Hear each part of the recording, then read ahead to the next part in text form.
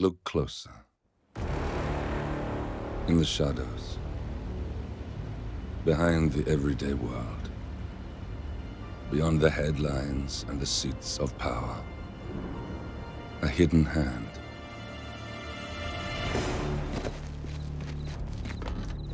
A kind of company known as Providence.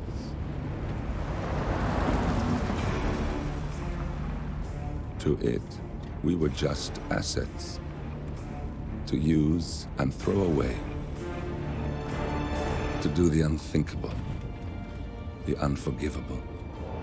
And it never gave us a second thought. Until now. Yes. In their downfall, we lay the past to rest.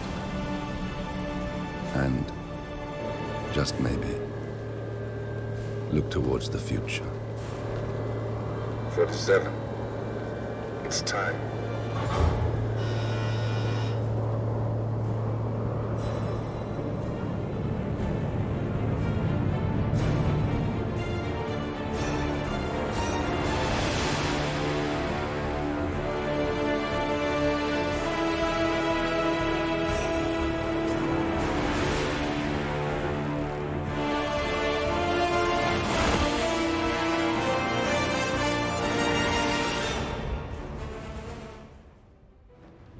They called you Agent 47, a man who has very little memories of his past and has been stripped down of most emotions as a child who trained to be the ultimate killer.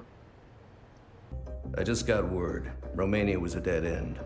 You're saying that he lied? Place is real enough. Deserted. But we found no trace that your man was ever there. Or anyone else for that matter. Someone erased his steps. We'll keep digging, of course. But frankly, it's as if... You work for an agency called the ICA as a professional hitman. The best there is. They work in pairs, a handler and a hitman. Diana Burnwood saw potential in you and has brought you in for a test. Should you both pass, you will both be sent on highly dangerous missions to secretly change the world. No one is untouchable. Actually new to the Hitman series. I briefly played one when I was a teenager, but that's about the extent of my knowledge to the game I've actually had. I've seen the movie they made and I really enjoyed that a lot. So to do this review justice to all the developers who made the latest series over the last couple of years, and to you guys too, the consumers, I played through all the Hitman 1, 2 and 3 and the side missions to get the proper review out for you guys.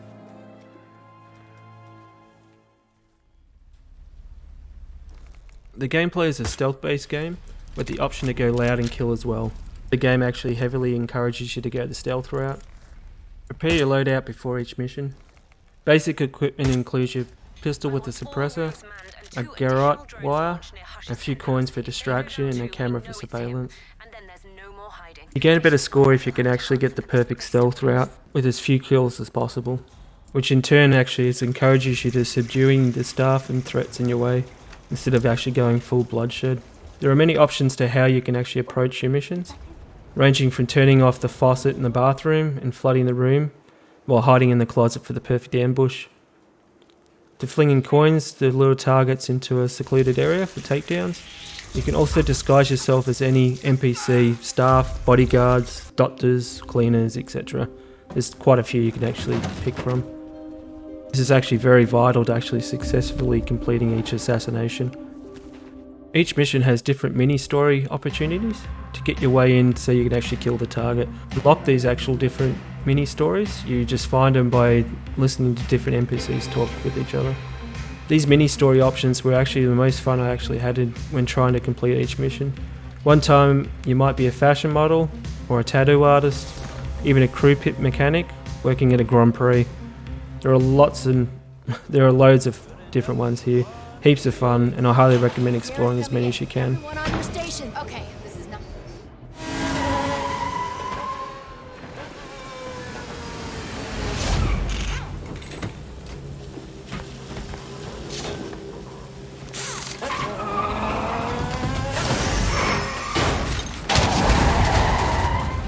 Target down. Next up, Robert Knox. What the hell just happened? Sierra!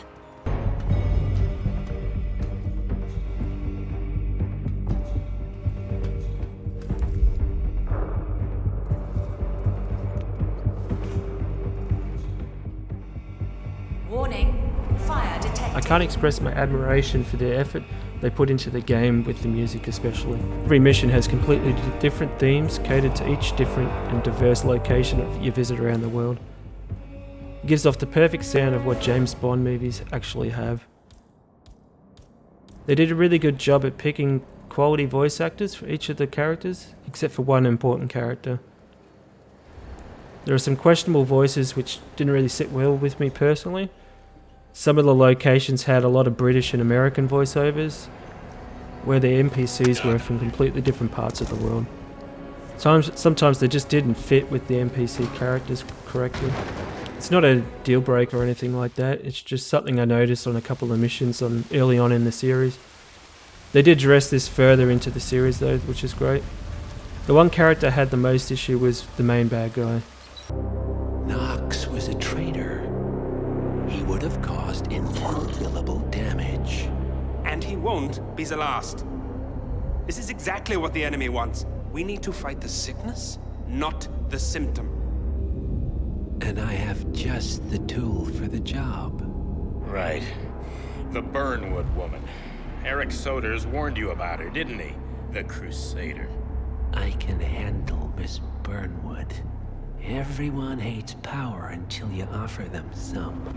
You ought to know. His voice was supposed to sound very sinister, but it sounded extremely forced and appalling in my opinion. I absolutely hated his voice.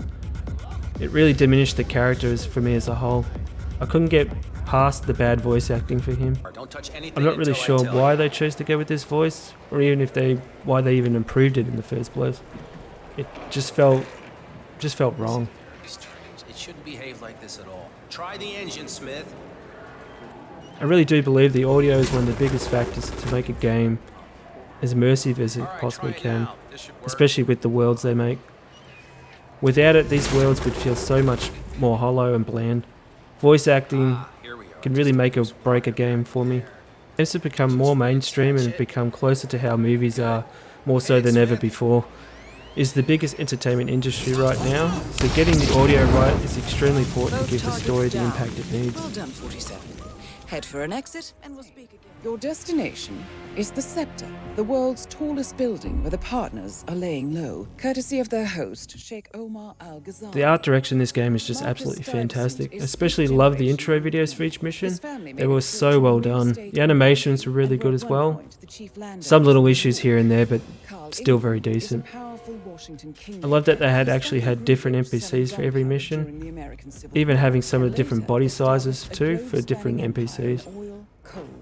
Each mission was very diverse and none felt like the same at all. The attention to detail was really top notch. Hats off to the art team really, they did such a good job.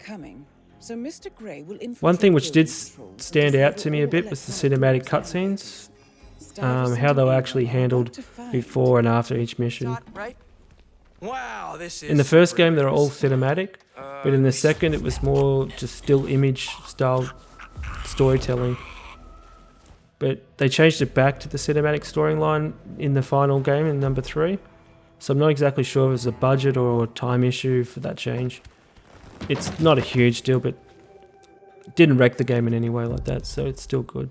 Okay, Mr. Portman, your surgeon is in here. He should be ready for your checkup. Have a nice day. Smart way to get inside, 47. I had an absolute blast playing through all the 3 Hitman games, especially the third. It really ramped up in the latest story and the missions. And 3 was actually the best of the 3, honestly, which is great to see. Sometimes sequels, they normally don't really nail it properly, but they actually improved on a lot of storytelling and everything like that, and the locations.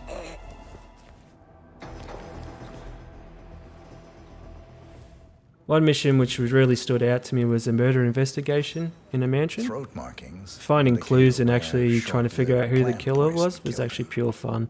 It was such a good change of pace to actually have too. I hope in their next endeavours in their games they have more diversity like this. It was a real standout, it was great. If you've enjoyed Hitman 1 or 2, I believe this is definitely a buy. It did feel a bit shorter in length compared to the other 2. I believe each mission as a whole series took me around about 30 minutes to an hour and a half to complete each mission. For my very first time anyway. corporate future. You do have a fair amount of replayability if you want to see and complete all the different mini-stories in each mission. It's a very fun game trying to figure out how to actually get to your target. Very satisfying when you actually get that perfect looting kill too. If you like stealth gameplay, this game is definitely for you. If not, I don't see you actually really enjoying it, because the run and gun style just doesn't seem to work properly. Hot mic hack on her phone. If you enjoy the James Bond style of stories and movies, you'll enjoy this a lot. I know they're completely different things, but it still gives off a James Bond kind of feel. Damn you! This has been the last Hitman game. They did a fantastic job of concluding it all. I read that they're actually making a James Bond game next, and I'm really excited to see what they come up with. You're deliberately trying to mess with me. Get me off I hope you enjoy the review, guys. You got the bastard. If you could leave a comment, now go get Imogen like Royce and subscribe, it would really help me out a lot. Both targets down. Let me know if there's any other games Just you want me to give me a review, and take care. And I'm in.